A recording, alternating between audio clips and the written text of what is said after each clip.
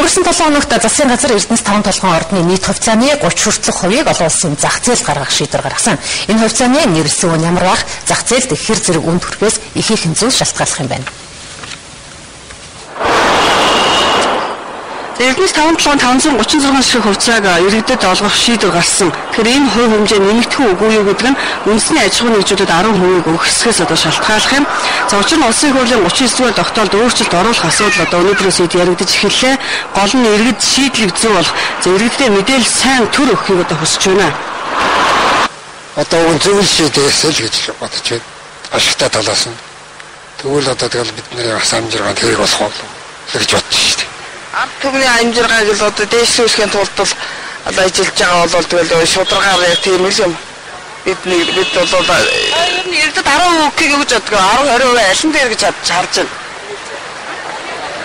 Тэр нэг бол нэг сайн тодорхой мэдэхгүй байна. Хувийн бодвол 20 нийлүүлэх юм шиг байгаа юм. Тэр нэг мэдээлэл бид нар бас нэг онцгийн их сайн мэдээлэл байх гээд байгаа шүү дээ. Ямар ч гэсэн энэ 5 хувьцаа бий болгоод энэ эдийн засгийн өргөжлөө өгөөд ард нийтдээ бас төрүүлжсэн намсаар ингэ явж байгаа нь бол дэвшлэл гэж үзэж байна.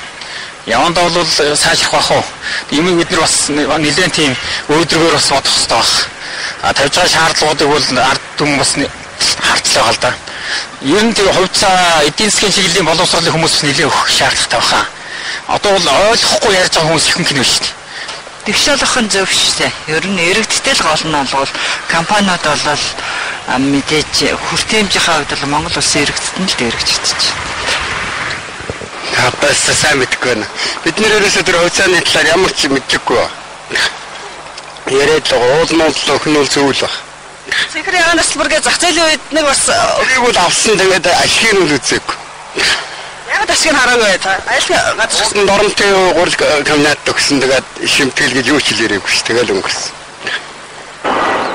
За ямар ч зүйл ихний ээлжинд гадаад дотоодын зах зээлд одоо гарах нь зөв гэдэг байдлаар иргэд бол хандаж байна. Тэгэхээр олон улсын банк санхүү хөндлөнгийн байгууллагуудын судалгаагаар өнөөдрийн байдлаар 10 тэрбум орчим $10 одоо олно гэсэн үрдсэн тооцоо байгаа энэ засгийн газар хэлж байгаа.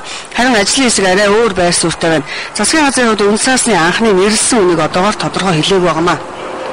Ерөөсөө шалгуухан өөрийнхөө бодож байгаа саналыг хэлэхэд ардын үнэлгээг бол 30 тэрбум орчим төгрөг, нэрэлсэн үн нь бол 2000 төгрөг байхад бол ерөнхийдөө хангалттай гэж ингэж бол үзэж байгаа. Тэгэхийн тулд бол мэдээж энэ ордыг босгоход нэг 5 орчим тэрбум долларын асуудал гарч ирнэ. 29 тэрбум энэ жишгээр бодохдоо нэг 10 орчим тэрбум долларын асуудал бол хөрөнгөний зах зээлээр босчих бололцоотой, орд бол бүрэн хүчин чанараар ажиллах бололцоотой. Өнөөдөр бол 15 нийт Монголын нийт гаргаж байгаа нөөцийн хэмжээ 15 сая тонн болчихлоо шүү дээ. Энэ бол чухам Австралиас нийлүүлж байгаа нөөцний экспорттой яг адилхан хэмжээнд очиж гэсэн үг. Тэрнээс давж гэсэн үг. Тэгэхээр бол ийм нөөцийг бол тээвэрлэх дэлгэцэх асуудлыг зайлшгүй гаргаж ирэх ёстой. Энэ үеинд бол саяны босгож ирж байгаа мөнгө нь хангалттай гэж би ойлгож байгаа. За парламентын зарим гишүүдүүд үндэсний аж ахуйн нэгжийг дэмжих ёстой гэж харж байгаа. За эдийн засгийн өсөж байгаа. За энэ нь бол татвар төлөгчдийн оруулж байгаа хувь нэмрээ шалтгаалдаг гэсэн тайлбараас дагуулдаг. Тиймээс баялаг бүтээчдийг мартаж болохгүй гэж бас хэлээд байгаамаа. Тэгэхээр энэ дээр бид нэлээд сайн бодох хэрэгтэй. Яагаад өнөөдөр бид татвар төлдөг аж ахуйн нэгжүүдтэй үндэсний компаниудаа 10% нэрэлсэн хөдөлтэй гэсэн бэ. Татвар төлдөг бааз зүрийг дэмжих ёстой, бэхжүүлэх ёстой. Монгол улсын төсвийн орлогын 80% татвар төлөгчдийн мөнгөөс бүрддэг. Монгол улс нийтдээ ажил олгож байгаа ажил олгогч иргэдийн 80% одоо татвар төлөгч бүрдүүлж чинь ажил олгочдөг. Ингээд үзэх юм бол бид ерөөс татвар төлөгчд маань Монгол улсын эдийн засгийг, Монгол улсын ард иргэдийн амьдралыг нуруунд авч явж байгаа юм байна. Тийм болохоор энэ татвар төлөгчд дэмжих ёстой гэсэн шийдвэр гаргасан. Энэ шийдвэрийн үр дүн шаарч байгаа. За их үр дүнгээс улсын хурл ухрах гээд байна гэж зарим гишүүд харж байгаа. За харин иргэдэд Эрдэнэс 5 ордын 20% эзэмшүүлэх тогтоолын дэслийг санаачилсан гишүүдийн хувьд цэнхэр ягаан тасалбар шиг энэ хувьцаа өнгөдөх ёсгүй гэж үзэж байна. 20 жилийн өмнө томоохон компани оруулсан хувьцааных нь ногдлаа шиг өнөөдөр ердөө 4-8 мянган төгрөгөөр хэмжигдэж байгаа. За энэ тухайн үед иргэдэд тун баг хувьцаа ногдуулснаас болсон гэж хэлж байгаа юм. Иргэдэд 10%-ийг одоо хуваарлаад компаниудад 10%-ийг хуваарлахаар эцсийн дүндээ бол тэр компанид хөрөнгө оруулсан юм уу, компани эзэмшиж байгаа иргэд болон жирийн иргэдийн дунд тэгш ус байдал бий болох гэдэг юм аа. Тэр л асуудлын гол нь. Яагаад их шус байдал бий болох вэ гэхээр Монгол улсын иргэн болон компанитай биш. Дээрээс нь одоо бид нарын татварын ерхий газар бас статистикийн байгууллагуудад судалгаа хийж үзсэн. Өнөөдөр жишээлхэд хамгийн олон ихэд нэг иргэн тийм ээ Монгол улсын нэг иргэн 35 компанид хөрөнгө оруулсан юм уу 35 хүртэл одоо тооны компанитай байна.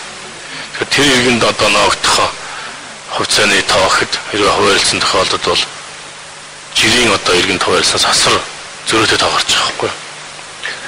Компанид хуваарлах хувьцааны тоо нэг иргэнд оногдсноос 52 дахин илүү өссөн юм судалгаа гарч байгаа. Нийт компаниудын 88% нь бол ямар нэгэн байдлаар татварын зөрчилтэй тэг үйл ажиллагаа нь явдаггүй юм л байт юм бэл. Тэгэхээр энэ нь бол нэгдүгээрт мөн ялгаахгүй өдөр шус байдлыг бий болгоно. Хоёрдугаарт тэр одоо авах боломжтой компаниуд авч тодорхой хувьцаа үлдэнэ.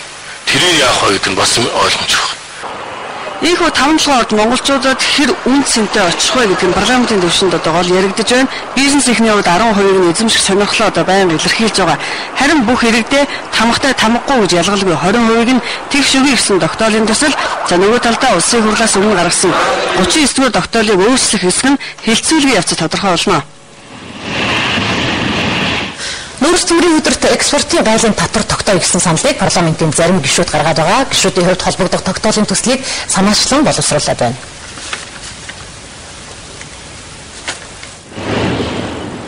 За одоогоор манай улсын нүүрс төмрийн өдрийн экспорт бүхэлдээ бүгд найрамдах хятад ард улс руу чиглэж байгаа. Гэхдээ нүүрснээс бас төмрийн өдрөөс ч экспортын ямар ч татвар авдаггүй төсөв төвлөрүүлж болох асар их орлогоо алдаж байна. Энэ байдлыг өөрчлөх ёстой. Нүүрс төмрийн өдөрт экспортын гайлын татвар тогтоё гэж парламентын зарим гишүүд үзэж байна. Гишүүдийн хувьд холбогдох тогтоолын төслийг боловсруулад байна. Тухайн тогтоолын төслөөр бол нүүрс төмрийн өдөрт борлуулалтын үнэлгээнийх нь 5%-аар тооцож экспортын гайлын татвар тогтоё гэсэн саналтай байгаа юм. Манай нүүрс ямар хэмжээнд гарч байгаа экспортлогдож байгаа. Тэндээс ямар хэмжээний мөнгө улсын төсөвт орж ирж байгааг тооцохтой зэрэг тухайн хил дээр нэг хураамжнаас өөр улсын төсөвт орж байгаа мөнгө байхгүй шүү дээ. За хэрэг нүүрсэнд экспортын гайлын татвар тогтоовол 2012 оны улсын төсөвт 270 тэрбум төгрөгийн нэмэлт орлого төвлөрөх боломжтой. Бас төмрийн өдрийн экспортын татвараар 34 тэрбум төгрөгийн орлого төсөвт орох юм гэсэн тооцоог гишүүд гаргасан байна. 300 тэрбум төгрөгөөр бол бид маш их боловсруулах салбартаа ч тэр малчхан түүхийн эдэг боловсруулах үйлдвэрүүд байгуулсан ч тэр айл өрхийг орлогын хөөстэй жижиг дунд бизнестэй болгож өгөхт бол 300 тэрбум төгрөг бол овоо мөнгө шүү дээ. Тэгээ энэ урд өмнө огт авдаггүй байсан ийм татварыг бий болгож байгаа. За нүүрс төмрийн өдөрт экспортын гайлын татвар тогтоох тухай тогтоолын төслийг санаачлан боловсруулсан гишүүдийн хувьд засгийн газраас саналыг нь авахар төслөө үргүүлээд байна. Дэлхийн худалдааны байгууллагын тайлангаас үзвэл Аргентин, Замби, Гвиней, Хятад, Өмнөд Африкаас эхлээд олон улс орныхны хувьд ашигт малтмалын бүтээгдэхүүндээ экспортын татвар ногдуулсан байна. Их хурлын энэ удаагийн бүрэн эрхийн хугацаанд сонгуулийн хуулийг батлах хэсэг асуудлыг эцсийн байдлаар хийх хараахан боломжгүй байгаа.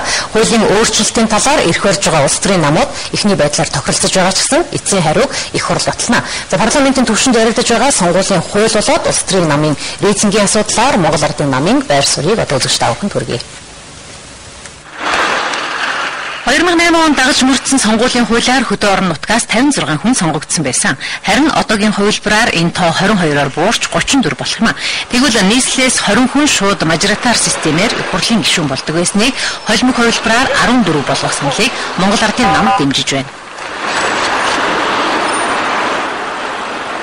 Эндээс харсан ч гэсэн энэ удаа бол бид нар сүүлд үед одоо хүн амын тоо цаашилж хөдөлгөөн тийм ээ энэ бүгд харгалзаад бол нийслэлийн төлөөллийг нэмэгдүүлэхийн төлөө бол хоёр нам бүс идэвхтэй хамтарч ажиллаа гэж бодож байгаа. За гол одоо маргаантай байсан ойлголцох ёстой асуудлууд дээр ойлголцсон учраас парламент одоо орой үед сонгуулийн хуулийг гаргах чухал уу гэсэн ийм байр суурьтай байгаа. Ер нь бол өнгөрсөн хавраас хойш бол холимог мажоритар дамгаалсан ийм холимог тогтолцоог авъя гэдэг байр суурийг Монгол Ардын нам гат илэрхийлж ирсэн. Энэ байр суурин дээр шийдвэр одоо ингэ хэрэгжээд гарах байхаа гэж бодож байна. Бид өөрөө Ийхүү сонгуулийн хуулийн өөрчлөлтөд зэрэгцээд эрх сонгуулийг өгсөн улс төрийн үйл ажиллагаач идэвхжиж байна гэж Монгол Ардын нам үзэж байна. Энэ бол зарим хэвлэл мэдээллээр тус намын нэр хүндийг олон нийтийн дунд сул байгаа мэтээр мэдээсэн явдлаа гэж хэлж байна. Улс төрийн намын рейтинг нэр хүнд олон түмний дунд ямар байгааг бодит тоо баримтаар баталгаажуулах ёстой гэж тэд үзэж байна. Сүүлийн үеийн хэвлэл мэдээллүүдээр бас Монгол Ардын нам руу сонгол орж байгаа учраас зохион байгуулалтын янз бүрийн дайралтууд хийгдэж байна. Нэгс Монгол Ардын намын рейтинг буурж байна. Монгол Ардын намын судалгааны байгууллагын судалгааг одоо тийм ээ нууцын зэрэгтэй судалгааг авч олон түмэнд тараалаа гэх мэтлэн худлаа. За зорилготой ийм одоо мэдээллүүд их цацагдж байгаа. Энэ бол сонгол ортж байгаагийн илрэл. Нэг сүүлийн жилд бол Монгол Ардын нам бол нийт 92 удаагийн орон нутгийн нөхөн сонголд орж байгаа. Нийслэлийн аймаг сум дүүргийн хэмжээнд 92 удаа нөхөн сонгуул болсон байна. Энэ нөхөн сонгуулийн 64-д нь бол Монгол Ардын нам ялаад байгаа. Хамгийн сүүлд ихэд өнгөрсөн бүтэн сая өдөр Баяулгай аймгийн Цагаан нуртын угц орон нутгийн сонгуульд манай Монгол Ардын намаас нийт дэвшигч 58.6% ялж байна. Үнэхээр сонгуул гэдэг бол тэрэнд нутагт оршин сууж байгаа ард иргэдийн бодит санал байдаг. Тэгэхээр манай рейтинг өндөр байгаагийн бас нэг илрэл. Монгол Ардын нам гэдэг нэрийг сэргийлгснээс хойш энэ намд 30-аад мянган хүн элсэн. Харин 200 гаруй хүн гарсан баримтыг ч хэлж байна. Улс төрийн ууган намынхан энэ сард баг хурлаа хоролдуулж сонгуулийн амлалтын хэрэгжилт болоод сахилах хариуцлага намын дотоод асуудлаа хэлэлцэх юм байна.